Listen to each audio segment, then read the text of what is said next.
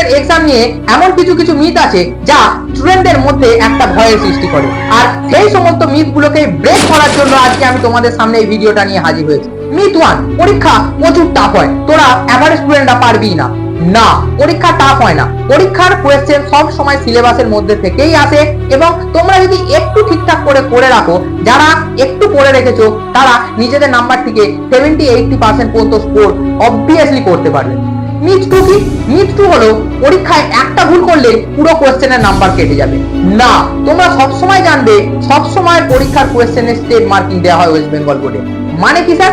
মানে হলো তোমরা ম্যাথামেটিক্স বলো, ফিজিক্যাল সায়েন্স বলো, লাইফ সায়েন্স বলো বা অন্যান্য সাবজেক্টের ক্ষেত্রে বলো, তুমি যতটা করবে তার ভিত্তিতে তোমার একটা নির্দিষ্ট নাম্বার হবে।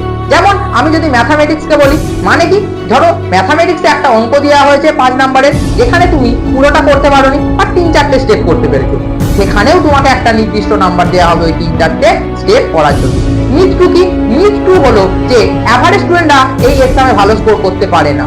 না, সেটা নয়। যে স্টুডেন্ট এভারেজ, সেও একটা রিজনেবল স্কোর করতে পারবে যদি সে একটু ভালো করে পড়ে রাখে। এই শেষ টাইমটায় তোমরা আরেকটু সুন্দর করে খাটো, তোমরা অবভিয়াসলি তোমাদের এই জার্নিতে সফল হবে।